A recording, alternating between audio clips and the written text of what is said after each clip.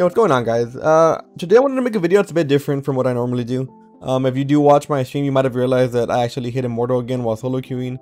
And I learned a lot of things along the way, and things that I hope to kind of show people, that way they don't have to go through the mistakes I did. I did a video on this the last time I solo queued to Immortal, and now I kind of want to get into it again. So anyways, thank you all so much for being here. If you guys do enjoy any kind of Valorant content, I do ask you to subscribe. I do upload all the time.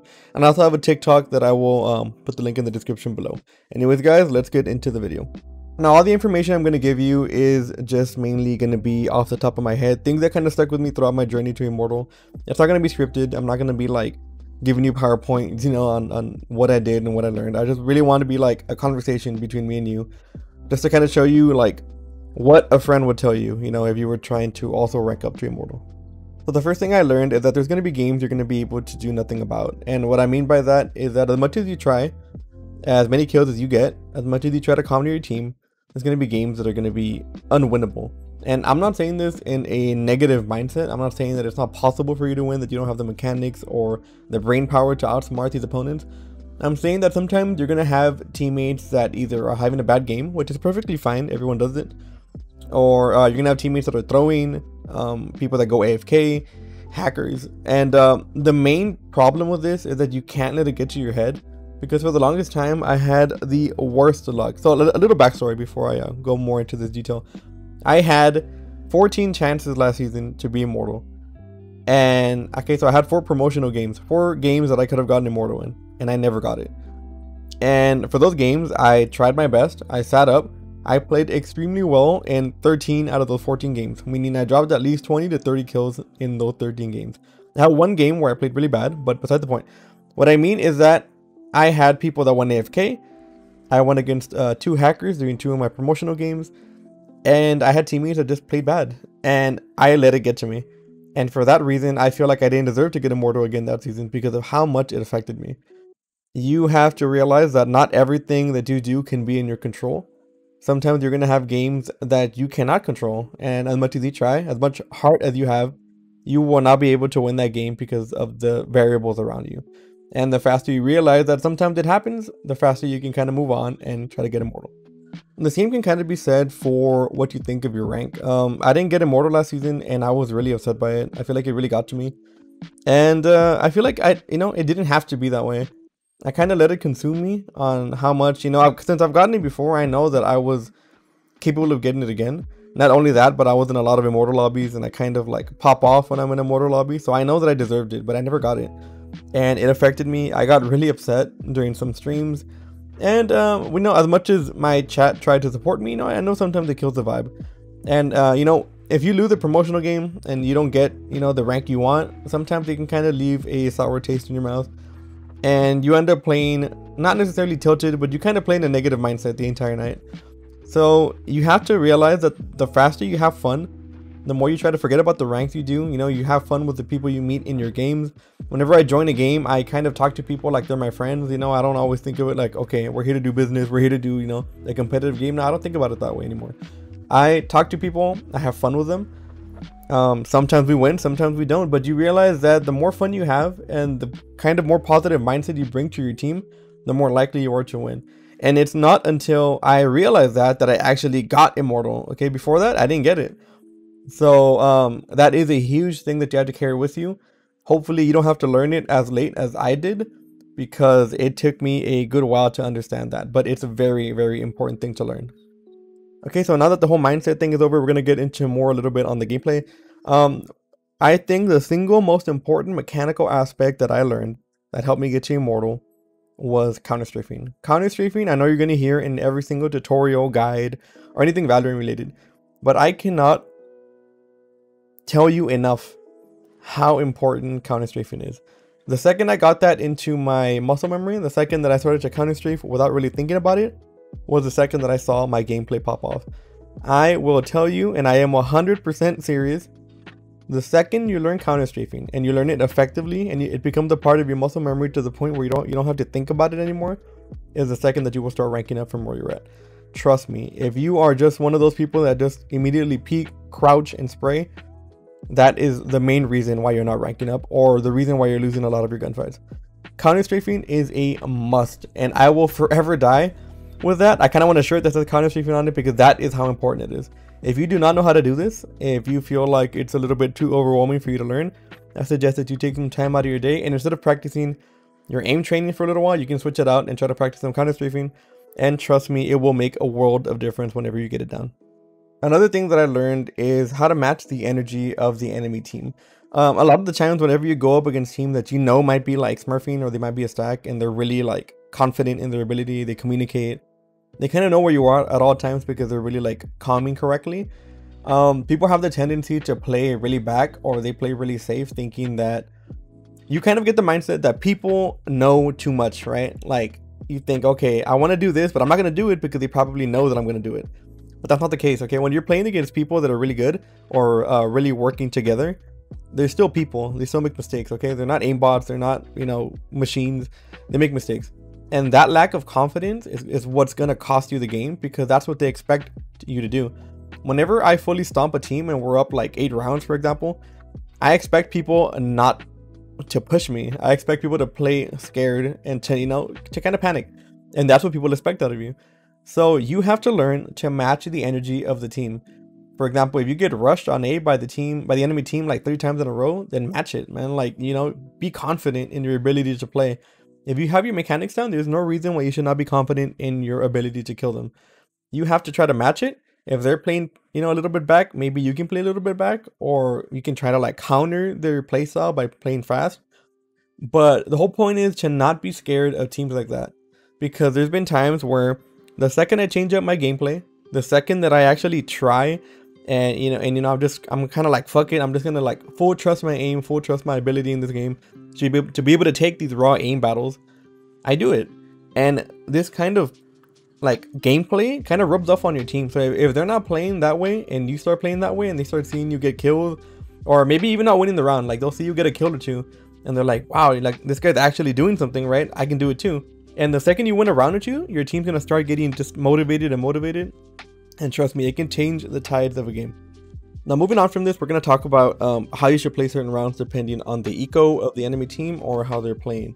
So, for example, there are times where you're alone on a bomb site and you hear the entire enemy team coming at you. And most people will kind of get greedy and they'll peek all 5 enemy players coming at them. They might get a kill, maybe 2, and then get traded out.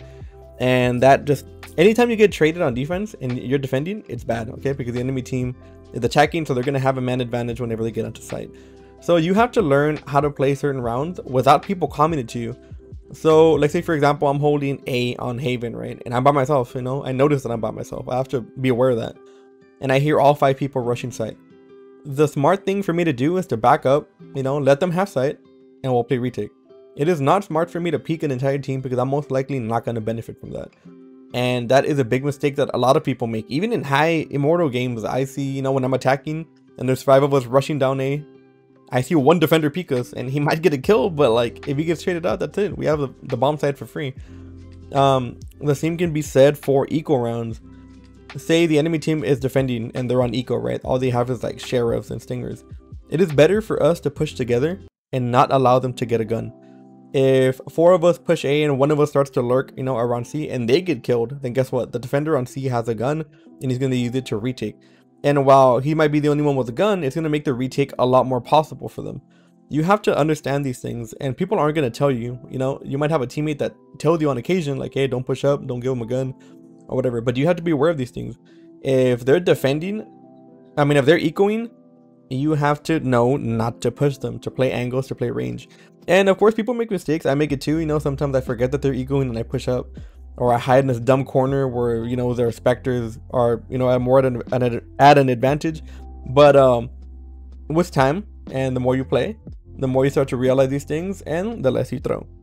And using the word throwing as a segment into our next point is sometimes you have to know when to dodge a game. Now, I don't agree with dodging all the time because I know that sometimes they could be annoying if you're waiting, you know, in queue for a while and somebody dodges the game. But you can tell sometimes from the agent select screen that you're not going to win a game. Sometimes, you know, you join a game and there's, you know, you have randoms that are beefing from a last game. They'll be like, oh, I'm with this shitter again, right? And the guy's like, yo, you're the one that shit the bed or whatever. Like, you don't want that, okay? If you hear that, you dodge immediately. If you see people that auto lock, you know, 4 duelists and you're left alone and you're thinking, okay, I'm gonna pick smoke to, you know, counter the 4 insta pick duelists on my team. No, you don't do that. You dodge. There are, I mean, I play those games because I don't want to dodge. I'm too lazy to like look for another game or whatever. But if you're really trying to rank up, you know that there's some games you're not gonna win just right off the rip.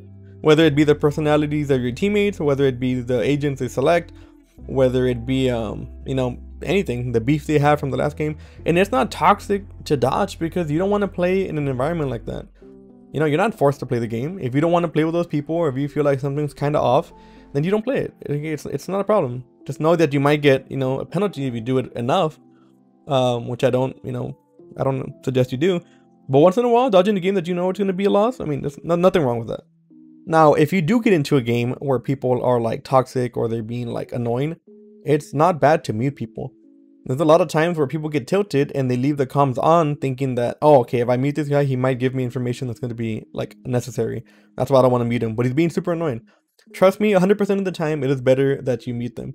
If somebody's really annoying you that much, any comm they give you will either be A, not correct, B, a troll, or 3, they might give you a good comm, but you know, the irritation that you have to deal with along the way is not worth it, and it's going to fuck up your whole mindset for the game. Whenever I hear somebody that I know is going to be annoying, whether they have like an ego and they're blaming their team for everything, whether they're just critiquing how you play, just mute them. Okay, just trust me on that. It's going to make your whole game a lot easier.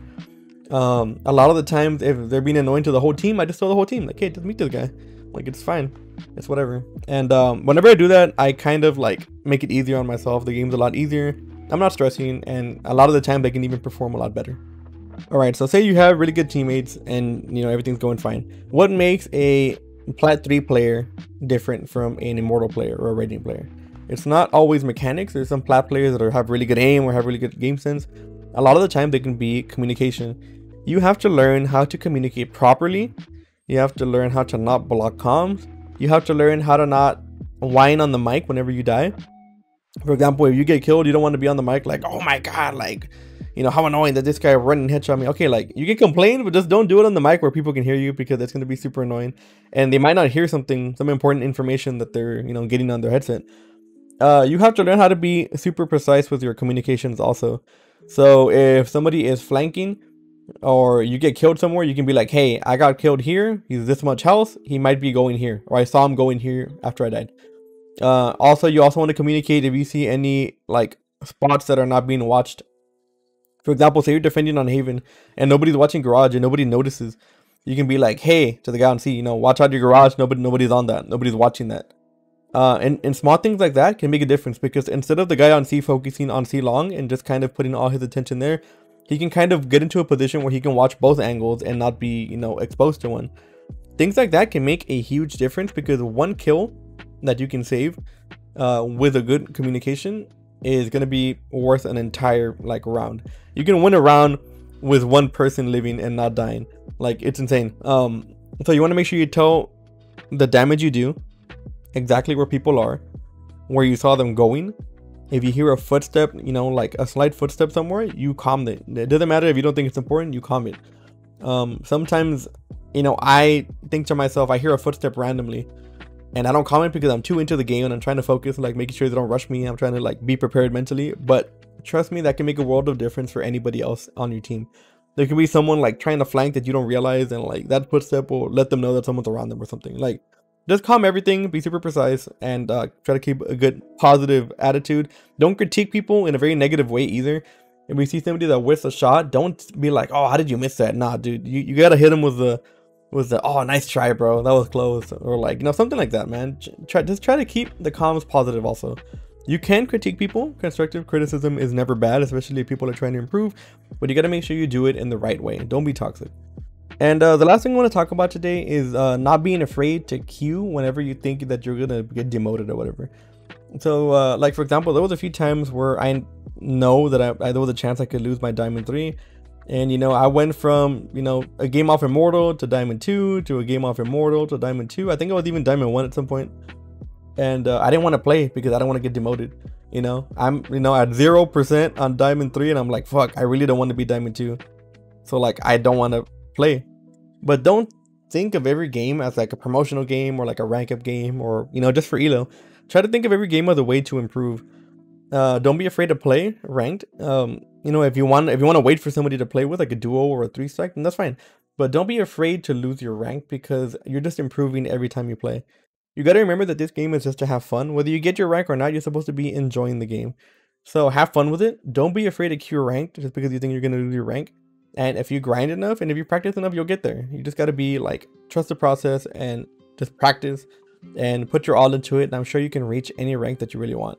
Anyways, guys, thank you so much. If you stayed this long, I really appreciate it. Be sure to drop a like and sub for more Valorant content.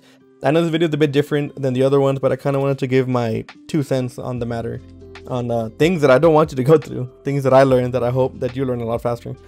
Anyways, guys, we do stream almost every single day. I will leave the link for that in the description below. I also have a TikTok that I will link below. We're trying to like spread out our media, trying to get more stuff out there. That way our brand can kind of like stretch out a little bit. But yeah, if you guys do enjoy the Valorant content, if you guys do enjoy montages, and if you want more guides, let me know, because I'm super down to make any kind of videos Valorant related that you guys like. Anyways, I hope you all enjoyed the video, guys. Have a safe week, and I hope you all have a great day.